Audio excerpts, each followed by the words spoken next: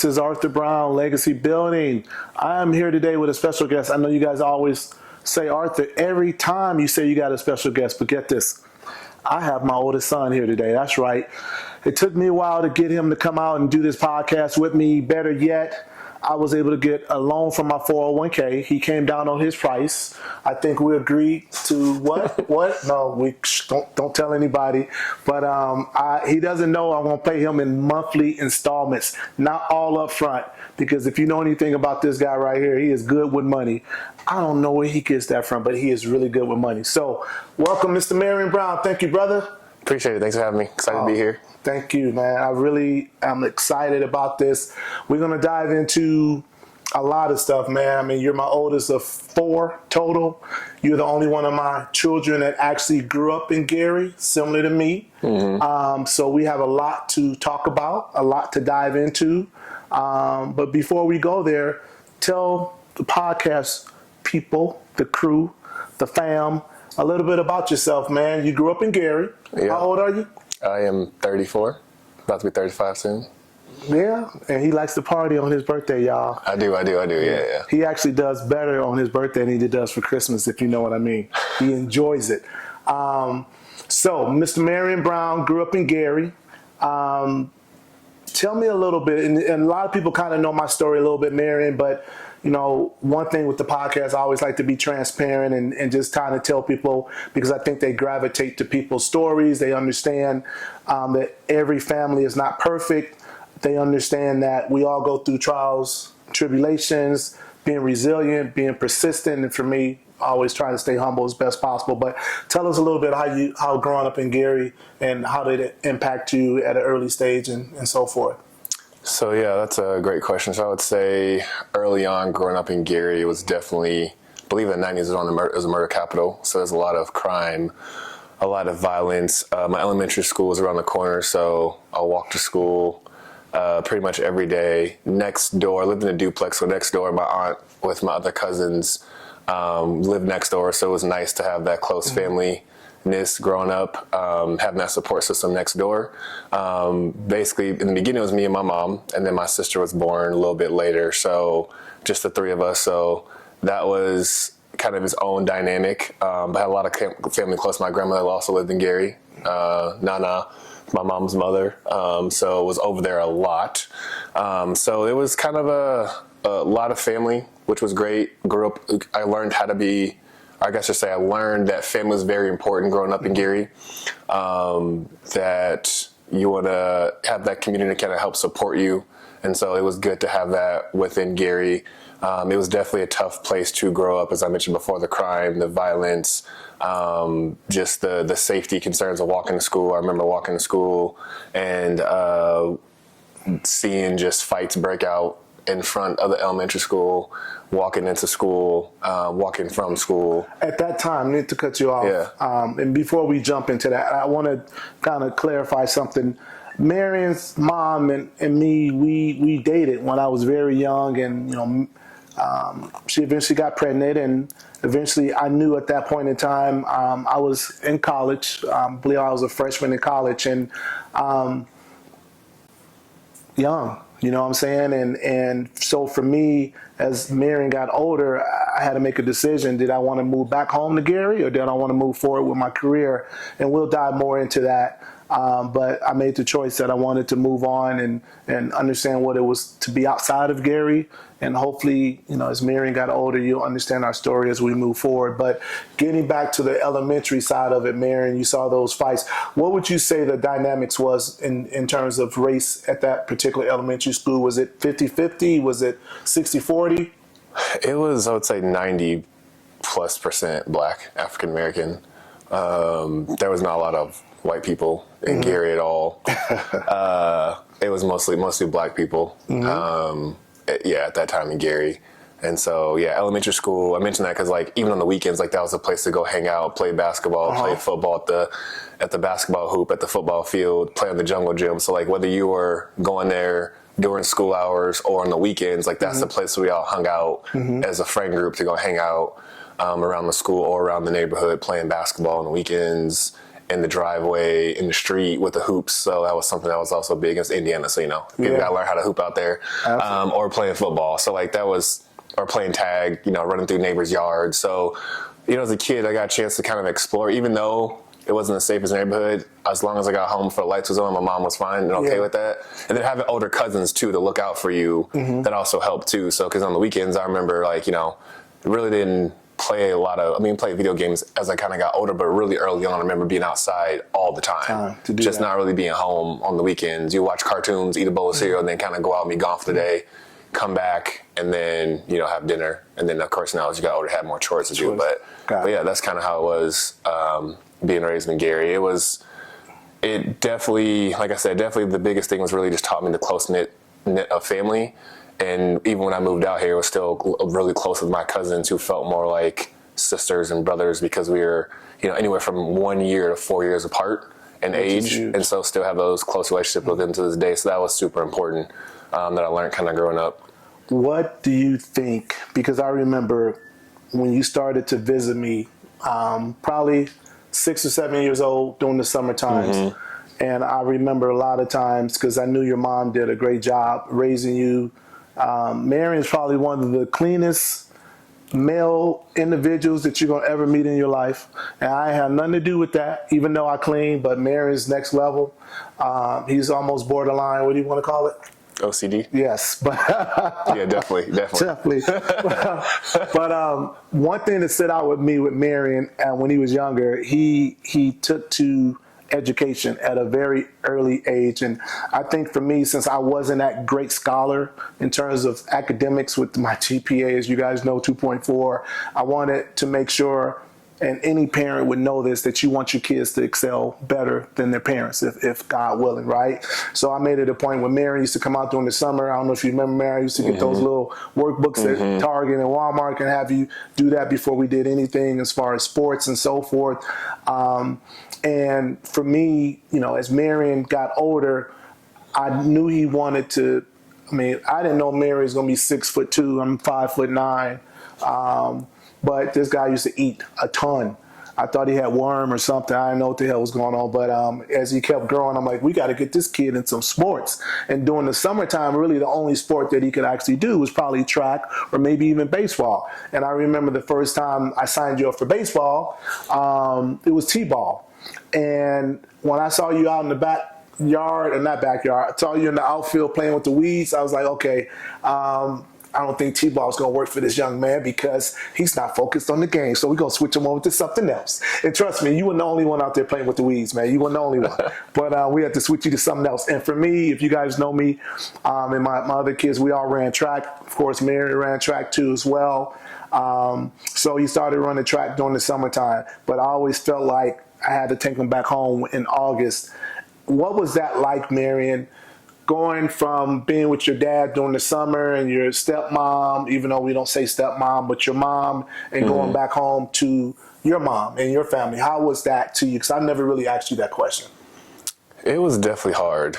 I feel like as a kid, not having both your parents together, I feel like I was missing something early on.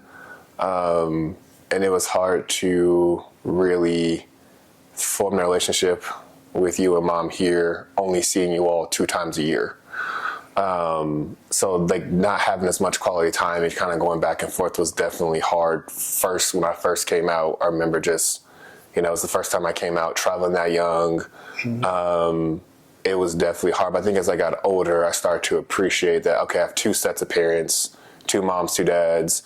And then along with that, I also have, siblings. And then, Shalonda, her mom's side of the family as well, took me in. So like as I got older, it showed up more as a blessing to have more family that was there to help support me, and kind of, as I talked about, community that helped expand that community. But definitely it was hard early on, just kind of going back and forth, being like, okay, I wish, why can't like the other kids whose parents live together, or having to go back and forth like that was definitely tough at first.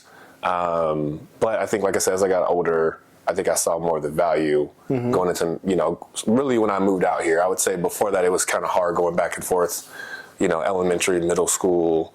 But with that, as I got older, like playing the sports definitely helped on the track, because then we met other family friends through that as well. So there's definitely, I would say, pros and cons. More pros. But I think early on it was just a big adjustment period, because I was only used to being around my mom. And then it was good to like get away from that and then meet other family outside of that as well. No, it was that would tough. help kind of raise me as well. But like I said, it was definitely tough early on. I mean, the beginning, you said 6 or 7, like, of course it's tough. You're kind of adjusting, meeting new people out here. But as I got older, I got more comfortable, and it got a little bit easier, and you get used to the routine. Okay, well, I know when I'm coming out, looking forward to coming out. And then you mentioned the workbooks. I think that definitely helped instill in me, and my mom and you both were really big on like academics and education. So I think that really instilled in me a growth mindset early on.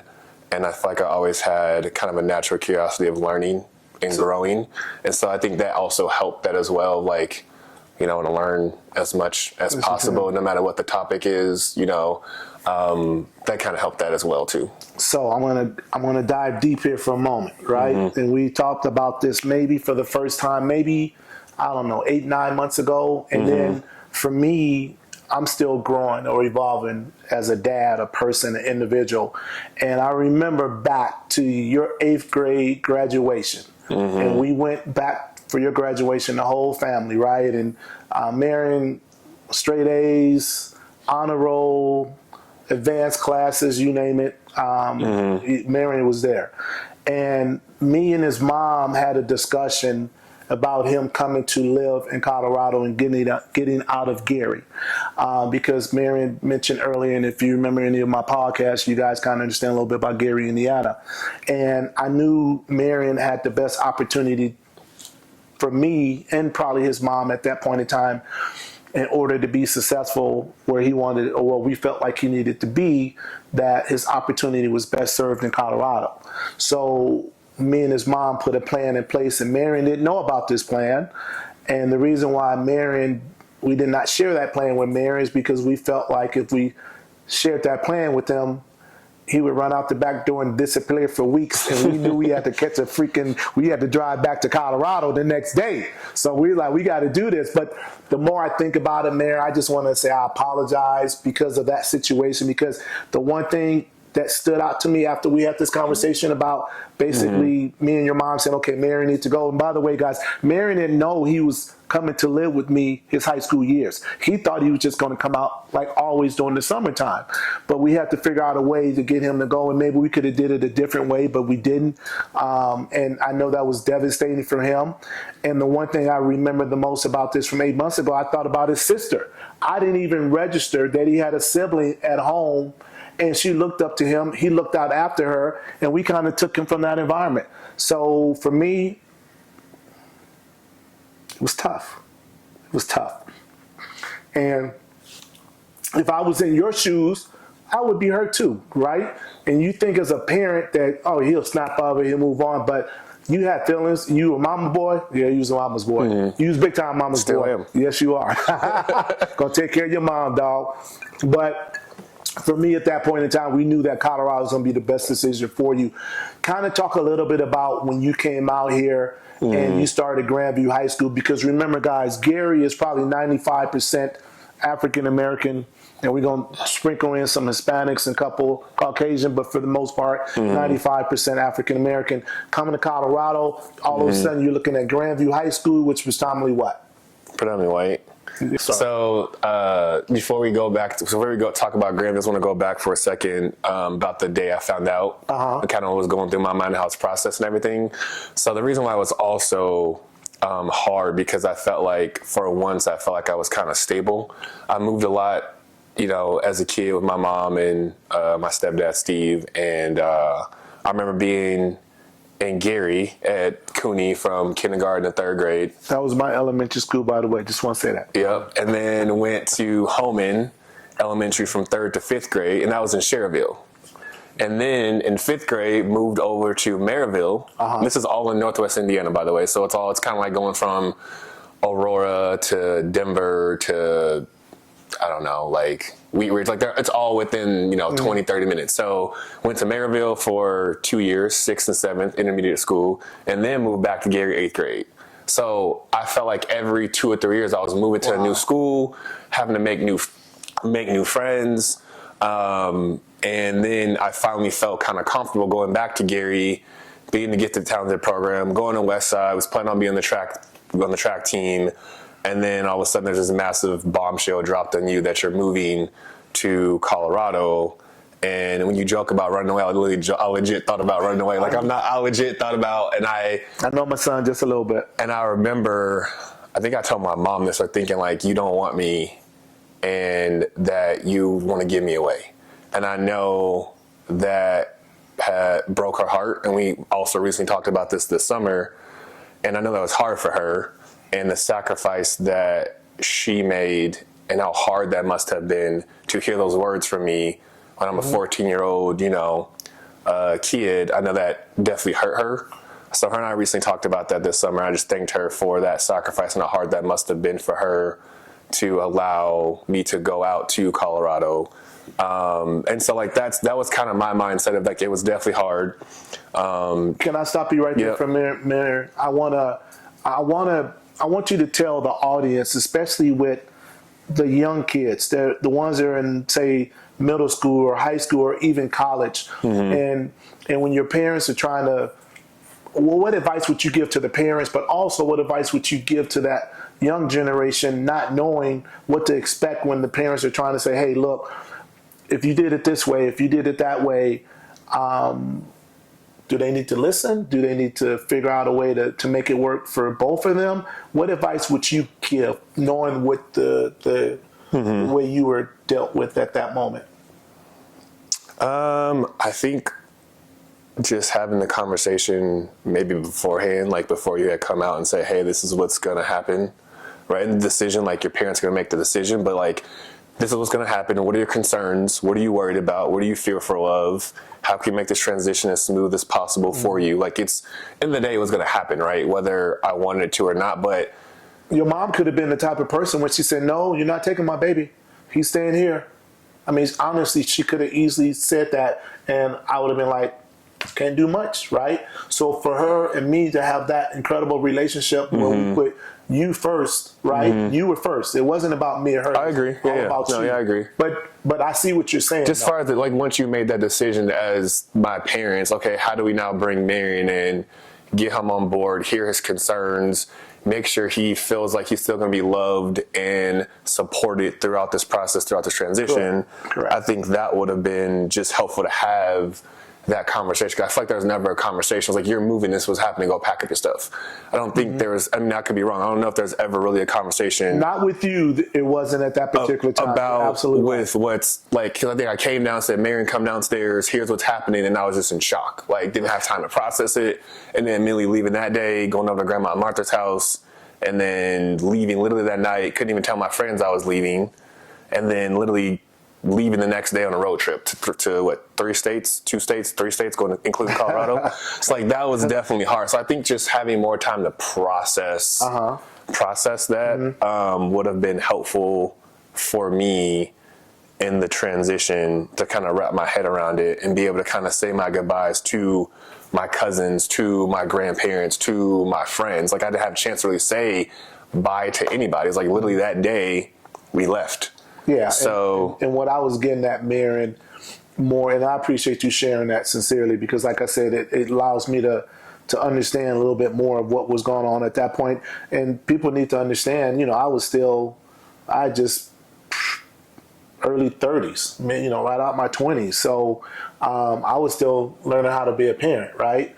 But the advice I would give children and parents is something that you said. Yeah, communication is huge, but parents typically kind of have an idea how to approach it, but there's really no right way or wrong way sometimes. And I don't mean it in a sarcastic way, because the right way could have easily been us telling you that, and then you ran away. And then we'd have been like, okay, did we really do the right thing? Because we knew he was going to run away. You still ran away. So it just, it's like, it's a damned if you do and damned if you don't, to a certain degree. But I want to jump into Grandview because that was huge. Because for me, I look at Grandview, from Gary to Grandview, kind of like me going from Gary to Ball State. And at that particular time, guys, Ball State was probably 98% Caucasian.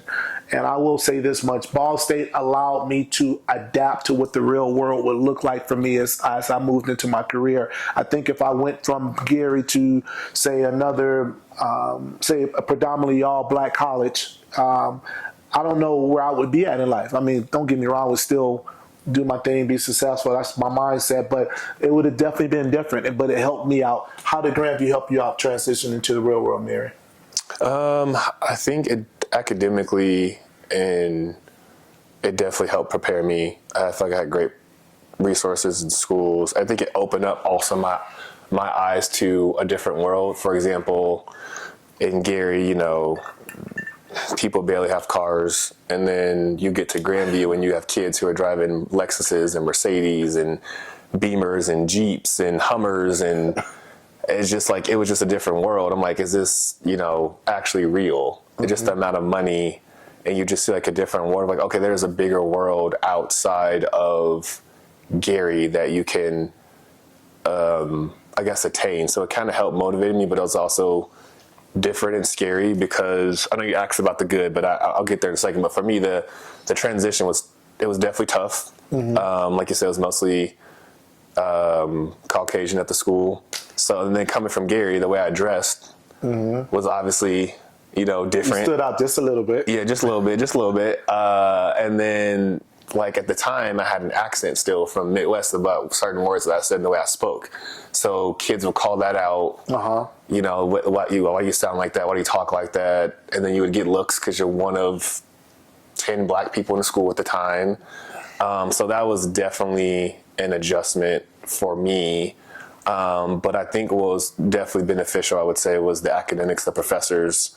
I really liked my teachers. They were great, learned a lot from them. I remember spending a lot of office hours just picking their brain, talking about, school, talking about life. Playing football, I think, was probably the biggest impact other than academics on my life. Can I tell you something? Yep. Football was the biggest impact for me when I played. Yeah. Absolutely. The friend groups that I have still to this day from that group of friends that I had definitely helped with that transition. Mm-hmm.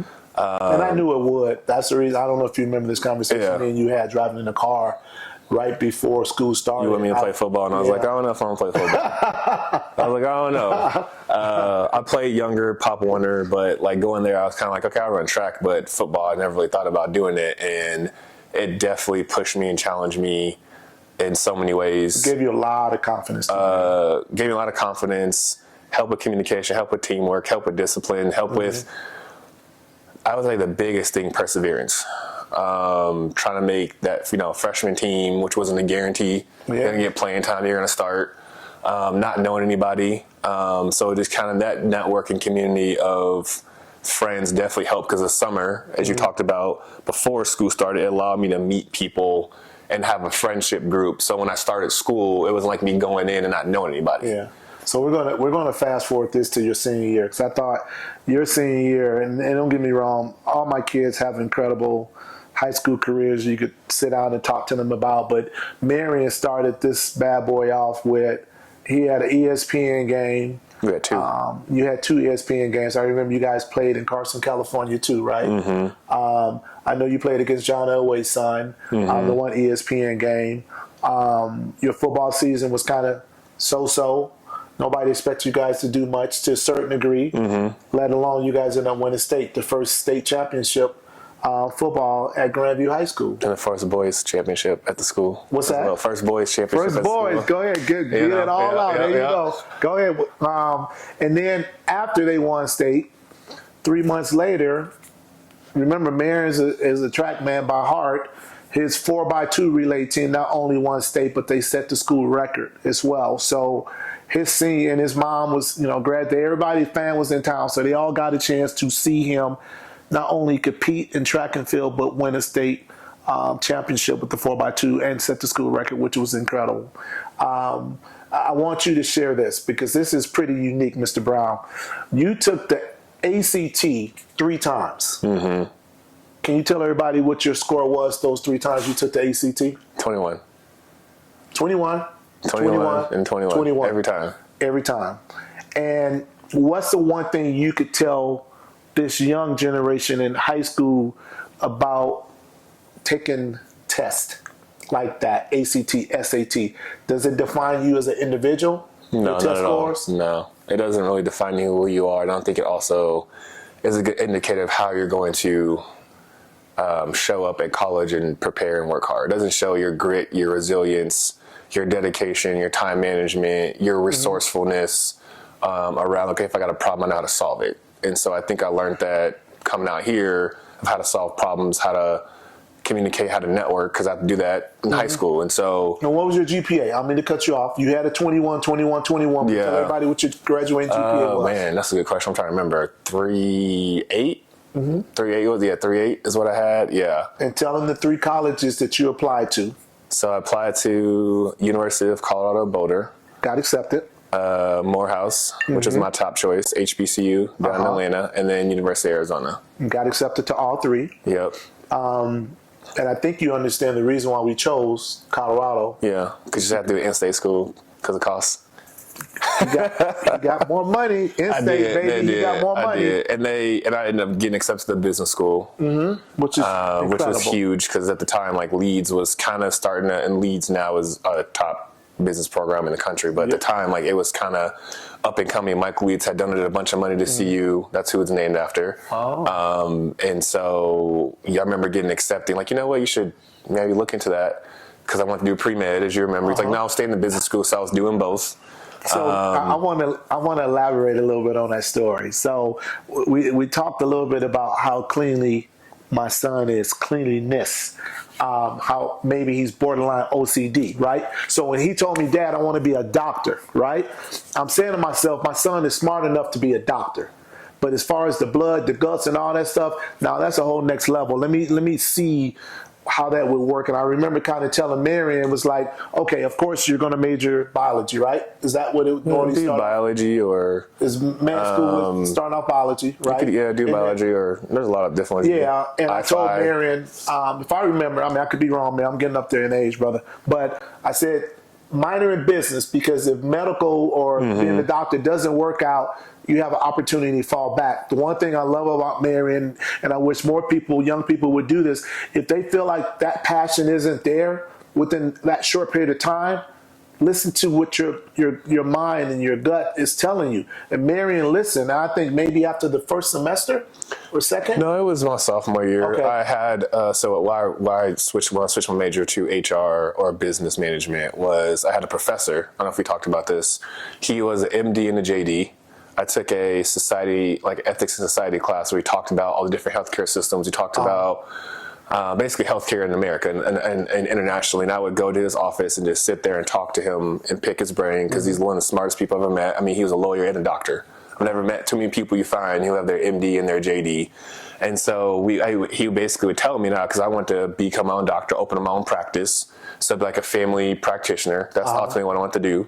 And I was like, yeah, it's because I want to help people. Like, if I help people, it's going to be very hard to take people who are underinsured or not insured at all. I remember you having that conversation. And he said it takes about an average 30 to 60 days when you see a patient when the insurance pays, because that will fight you along the way. It means like you won't be able to take people in who aren't insured, because how you're going to pay for your staff, and they have families and bills to pay. And so as we talked more about the healthcare system, we talked more about that, I realized like that's probably not something to do on top of just all the school you have to go to. I remember I pretty much had all of my non-business electives were chemistry, biology, physics. All I needed left was like biochem, organic chemistry. But then after that, you take all these volunteer hours to get into med school. Like, you're talking hundreds of hours of volunteer. Like, where am I going to do this? So as I start to think more about it, and as I start to get my internship actually at Air Electronics, we can talk more about this later, that's when I started to realize, okay, I probably want to go the business route. And then after my internship, I went and declared my major for business. So it was a mixture of that, plus my internship through Inroads at Air Electronics and HR. Is kind of what I decided to go ahead and switch over to business and not do pre-med anymore. I'm leaning like this because we forgot something very important. we got to talk a little bit of football at CU. Let's talk a little bit about that. I know you could go on for like 20 or 30 minutes, but we got to keep it. We got like a 30-second window here about the season. But no, after you won state in football in high school, and I apologize, guys, I know I'm going back for a moment, but you won state in football. Your goal was to hopefully play college football, right? How did CU open up for you to have the opportunity to play there at CU? So when I got done playing football, as I mentioned before, Morehouse was my first option to go to. So my head coach at the time is Grandview.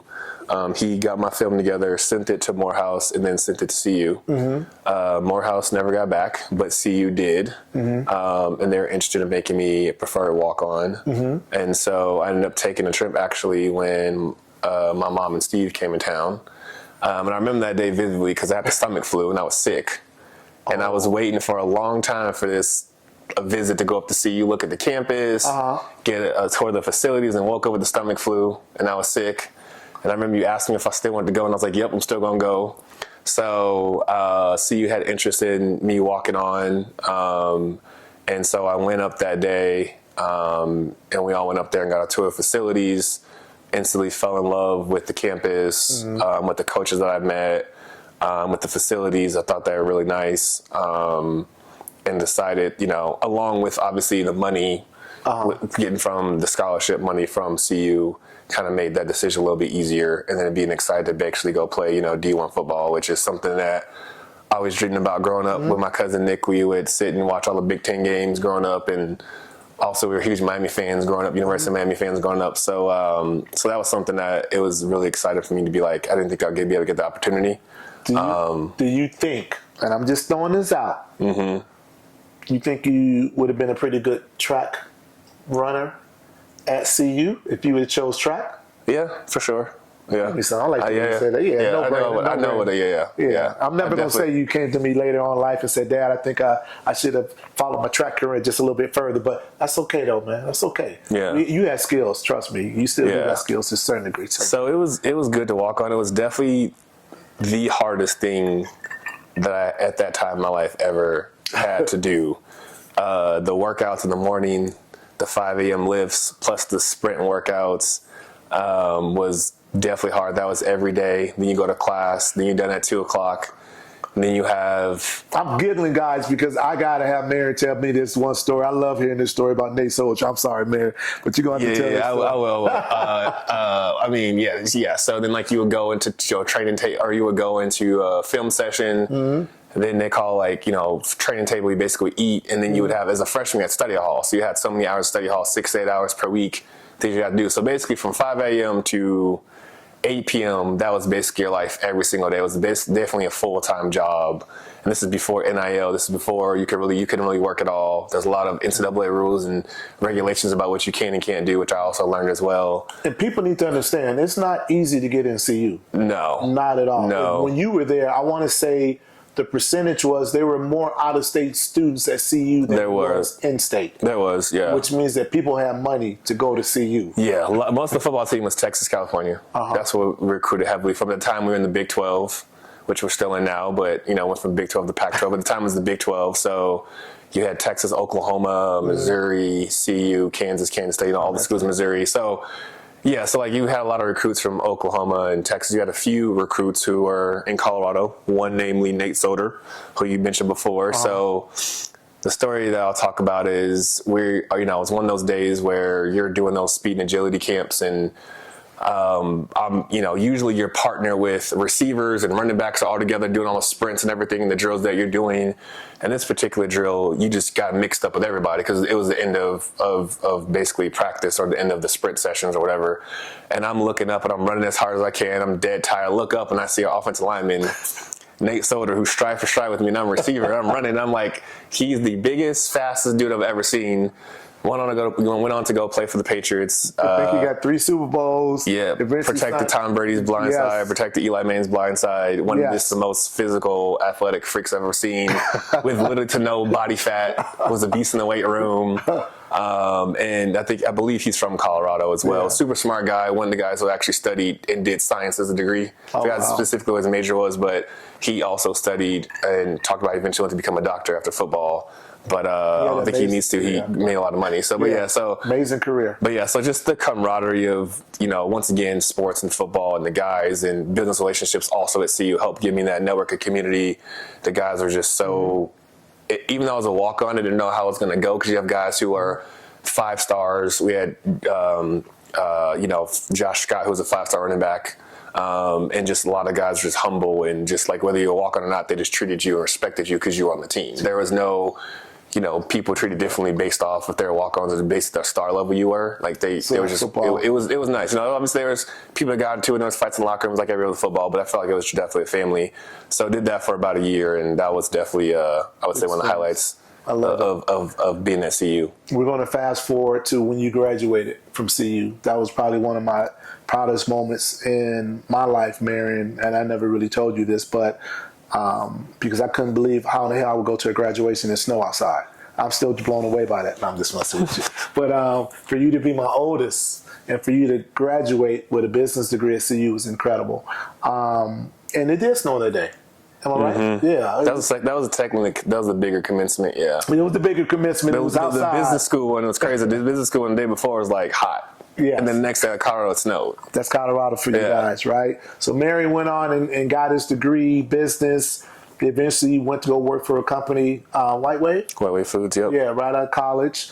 And one thing I want to just have you talk on just really briefly, Marion, because Marion has his younger sibling, Cameron, who just got her business degree from Sacramento State.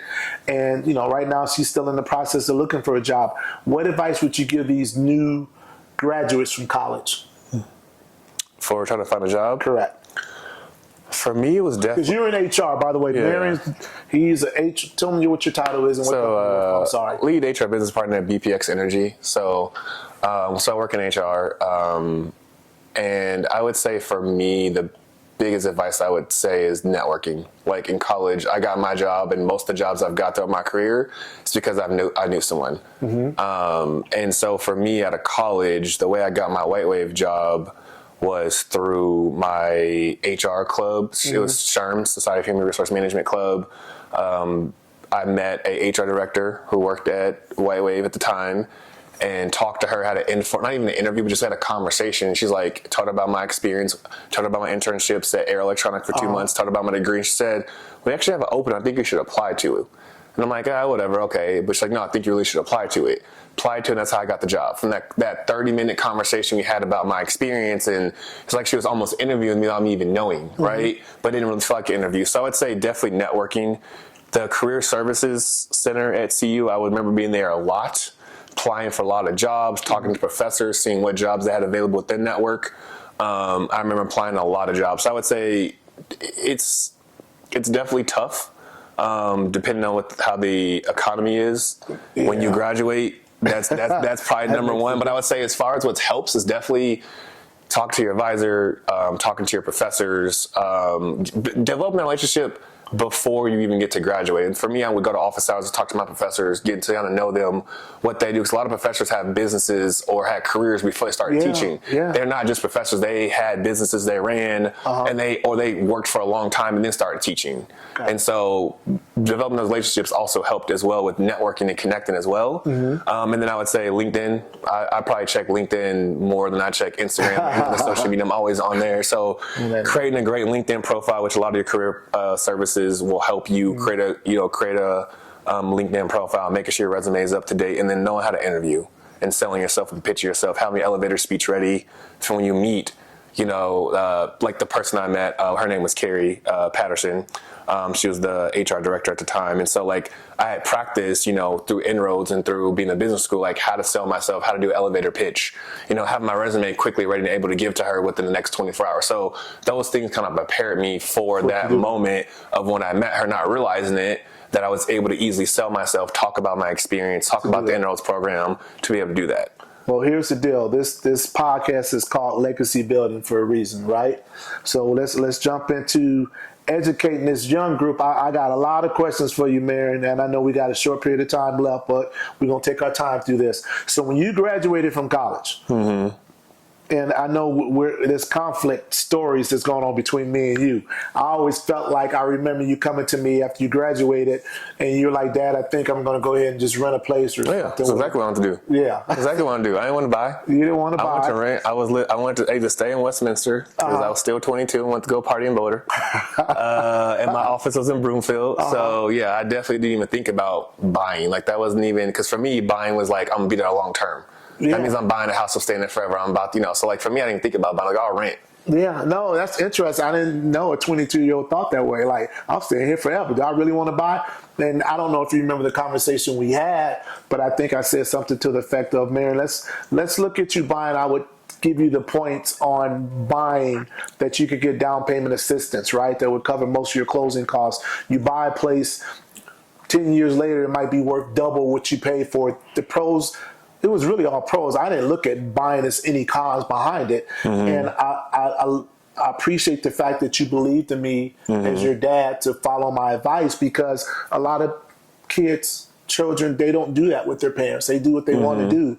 So your first place that you bought was up north. And I want you to kind of, do you remember, because I'm pretty good with numbers. I won't step on your toes, but do you remember what you paid for it?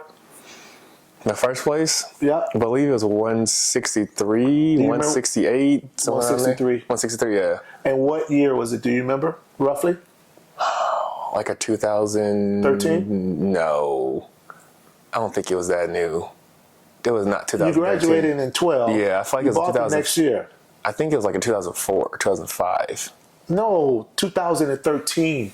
Oh, when I bought. Yeah. I thought you meant that. Don't be scaring me like that, man. I was thinking about how old the place I bought was. Yeah, 2013. Yeah, so I bought 2013. Right out of college, you paid. No, it was 2012. 12 was it? Because I graduated in May. I remember staying at home for 3 months because I was like, I can't wait to get out of here. It's like, this man got me staying at home after I graduated, and so I still remember staying there from May. And I bought in August, I believe, so it's still 2012 when I bought. All right, cool. Graduated in May, and then I stayed at home for 3 months. Like, you ain't got to pay no bills. Just save your money for your place. And I do that for all my kids. You did. Listen, y'all, listen. It helped a lot. I was like, because the partner's like, I don't stay at home. I gotta have a curfew. I gotta have this, I gotta have that. But then it to me, I was like, okay, this is actually working. I can save money. Yeah. I could buy my own place. So yeah, I actually bought in 2012. So that place, 163. Last time you looked at it, what do you think is valued at now? Last time I looked, definitely over 400. Yeah. Say that one more time. Over 400. Over 400,000, yeah. So you bought it 12 years ago. It's worth over 400, which means that it's almost tripled in value or doubled in value. A little bit over double, almost 2.5. Yeah, exactly. Yeah. And then I know when you left your company, the first company, you got transferred and you got a new job on the south side of town, closer back to home. And what did I tell you then? I should buy another place. Absolutely. I told my son to buy another place. I said, there's no sense in renting. You became a homeowner. You're in this game. You're going to buy another property. When he bought his first property, he went down payment assistance. We refinanced him out of that down payment assistance program. He got rid of the mortgage insurance. Then he bought his new place. Guess, how did you finance that second place, Marion? I took out money from my first place. Then what else you did? You went DPA again, Chaffee again. Yep. See, a lot of people don't understand that with the down payment assistance program, it allows you to use them again multiple times as long as you don't still have them in terms of servicing your loan. So that's why he was able to go down payment assistance the second time, right? But the crazy thing is that second property I think that Marion bought, we did a refinance on the second one and probably even the first one. It helped me out, Marion, because eventually you took out cash on those properties, and I know you wanted to buy a new vehicle. I did the first one. So that second property, when you bought and you went down payment assistance, I know there was something that you did when you had those two properties. Can you kind of explain to the podcast, I'm sorry, just a little tequila, y'all, the podcast crew, what we were doing on that particular time when you decided to pull out cash? In the first property? Yeah, so at that time, I needed a new car. My car I was driving was basically owed Had been driving this since college, needed to get a new one. So I'm like, okay, what am I going to do with down payment on the car? And then also, too, was looking to buy a third property. Because my goal was to kind of get a third property by the time I was 30. So you and I talked to set out, and you said, you could pull money out of your first property and use that. And you could also, at the same time, refinance your second property. And you can also change interest rates, because at the time, interest rates were very, very low. And so you say you have an option of either, change your interest rates going lower, or you could also refinance and have lower payments, or you can use which you could do is shorten the loan of the mortgages you have, and your payments will go up. And I was like, why would I not, cut the years off the loans, even if my payments are going to go up, $20, $30 a month, $35 a month, that's in the end going to be beneficial for me, paying less interest. I'll be paid off before I'm 50. And now I could take those properties that are paid off and get that rental income that's coming in. Let's say it's 30, 40K on average. I'm making it up, whatever the number's going to be when I retire or close to retirement, and use that money to flip it in the future to buy other properties or pay for kids' college or what I want to do with that money. So for me, I started thinking, as I started buying each property, longer term or strategic plan, as I started to learn to understand what I can do with refinancing, what I could do with my properties. It wasn't so much just, okay, am I making money off these properties? And also, too, by the way, each property I moved into, I was basically breaking even on the rental property. So I wasn't really making money coming in, but I knew it was a longer term play of in the future once they're paid off. And as rent prices are always going to go up, they're not going to ever go down, always going to go up, and housing prices are always going to go up, that in the long term is going to be beneficial for me. So what Marion was saying, that he bought the first property, 163. Now it's worth over 400,000. The second property, if I'm mistaken, Bought it for 215. And how much is that one worth? A little less than 4, probably like 385, 390 is the So most that recent. one is basically double or in value, pretty much, right? You've had that one less than 10 years. But getting back to the refinance part, which is so important, guys, Marion didn't look at. Here's the deal. If you don't own real estate, Marion basically wouldn't been able to pay cash for his property or his car, right? He wouldn't have been able to pay off some of his credit card debt. But most importantly, he was smart enough. We basically did a strategic plan in place that we were not going to take him out 30 years. We sat down and said, okay, Marion, how old do you want to be when you retire? He said, 50. Okay, so here's what we're going to do. That property that you have, we're going to do one on a 15-year term. You make one extra payment a year, it's paid off in 8.5 years. That other property, we're going to do a 20-year term. You make one extra payment, that thing is paid off in 13.5 years. And the reason why I did 15 and 20 was because I wanted to make sure that he was still able to get some type of cash flow when he rents it out. Because I could have easily did the other one on the 15-year, but if I did that, then he would actually be bringing $200 or $300 more to the table each month on that mortgage payment, and didn't make sense. But with that being said, he bought his third property, 2.5 years ago? 3 almost? 3 years ago. 3 years this past September. And he bought it in Lakewood for how much? Oh, man, 425, I believe. How much you think is worth now? 580, 570. So it's appreciated in value over almost close to 150,000 in 3 years. Yep. Right? I love the fact that you did that. I remember when we closed on that mortgage and I sent out a text or on Instagram and said, welcome to the Millionaire Club, son, because you own over $1 million in real estate at such a young age. And here's the deal. It's not that Marion's smarter than any one of us or I'm smarter than any one of you. The one thing I've always learned, and Marion brought this up earlier, a test or test scores, they don't define who you are. A GPA does not define who you are. What defines who you are is trying to get knowledge each and every day of your life, regardless if it's somebody who's never even freaking graduated from high school to somebody who might have their PhD. If you're able to learn and open up your mind, it's just going to take you to different levels in your life, right? And I see Marion talking to his friends about the same thing that he's did over the years. And I'm pretty sure Marion, we talked about it, and he's pacing himself, but realistically, I think he told me, in the next couple of years, you want to buy your 4th property, right? I do, yeah. Yeah. His goal is to be done at 50. And he already knows, we call it residual income. passive income, whatever you want to call it. But his goal is to have those properties paid off. And like you said earlier, if those 3 properties are paid off in the next 5 to 10 years, that's basically almost $10,000 a month in rental income that he's receiving each and every month. That doesn't even include his salary, right? What can he do with $10,000 more extra a month? And he's also said something where he could leverage those properties to buy other property. He might want to buy a property in Europe. He might want to buy a property in Mexico. He's able to do that with the real estate that you own. Yep. Right? Yep. There you go. You did it. Now, here's the crazy thing I have for you, man, because I'm still trying to understand those individuals, because even though we're a different generation, but we're only a couple years apart in age, I'm still trying to understand. That was a joke, man. Get that dog. I was like, oh, yeah, we're a couple years in age. Just a couple. I'm trying to understand, why aren't they buying, man? Why is your generation still want to rent versus buy? I think the biggest, I think there's 2 factors. I think one is definitely the cost. I think at the time I bought my first place, I was fortunate to buy it for $163. Like we talked about, if I tried to graduate now with that salary, would I be able to afford a place in Thornton, right? Like, so maybe not. Maybe with your help or other families' members help with the down payment, which I know a lot of people do, they'd be able to help afford that. But I think beyond that, I think the biggest thing is just education. I was fortunate to have you as a father where you could talk through that and talk to me of, okay, you can buy and this is actually what you need. A lot of people don't understand the amount of resources that are available for first-time home buyers, the programs that are available. I didn't know. I don't think people understand that, like, hey, when you buy a house, it doesn't mean you have to live there forever.